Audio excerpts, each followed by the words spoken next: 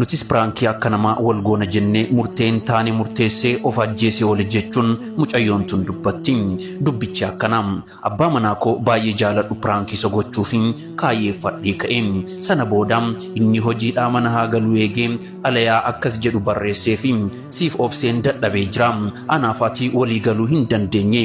Kana booda obsa koo fixadheera. Si wajjin gubachaa jiraachuun hin fedhu. Anaaf ati walii hin madaallu. Nagaan turi andeemeeraa na hin barbaadin jettee barreessite. Ofisheetti ammoo siree jala seente dhokatte. Abbaan manaa yeroo ol seenu haati manaa isaa hin jirtu. Kutaa ciisichaa isaanii yommuu ol lixxu xalayaa isheen barreessite minjaala irra keessee sana argee dubbisuu jalqabe. Erga dubbisee fixee booda haa deemtu baga deemte jecha mana keessatti gungumaa daddeemuu eegale. Sana booda xiqqoo turee bilbila ol fuudhee bilbilee heloo dammakoo eessa jirta?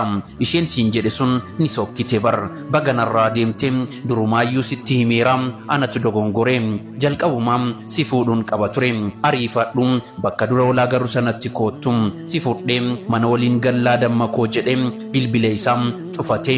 Haati manaa isaa waan kana hunda siree jala ciiste afaan ishee ukkaamsite dhageeffachaa turte. Waan gurri ishee dhagee kana amanuu dadhabde hirqiinfattee boosse imimmaan fuula ishee irra dhangala'e. Anatu isaaf godha ishees isas mana kana keessatti albeedhaan morma irraa mura jettee mana keessa oliif gadi deema.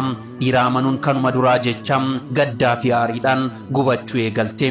Siree jalaa baatee kutaadhuma ciisichaa sana keessatti dhaabbatte yeroo abbaan manaa ishee balbala mooraa banee gadi bahu kutaa saaluunitti achi dabarte waraqaa wayii kan abbaan manaa ishee barreessee kaa'ee ba'e tokko argite. Waraqichas fuutee dubbisuu jalqabde. Waraqichis akkas jedha ture: atillee na dhokachuuf yaaddee turte, ani garuu miila kee siree jalatti argeera. Nan sobee eenyuufuyyuu hin bilbillee daabboo bituuf gadi bahee jira. Nan dhufa tapha fokkisiisaa akkasii dhiisii ka'iitii irbaata nuuf qopheessi siin jaalladha haadha manaa too qaalii kan jedhu ture. Isheenis gocha gochuuf deemtutti gaabbite.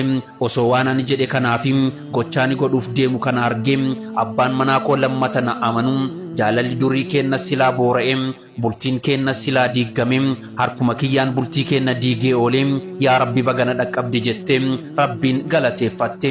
Ergaan koo xumuraa ijoolleen hedduun namoonni bultii ijaarrattanii jirtan jaalalleewwan akkasumas namoonni pirankii jecha wantoota hedduu walirratti raawwataa jirtan baay'een keessan ni jirtu.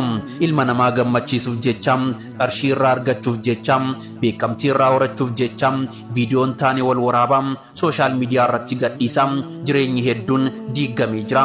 Jaalalli hedduunis boora'ee jira. Namoonni hedduun diina walitti ta'aniitii jiru. Akkasumas lubbuun hedduunis badeetii jira.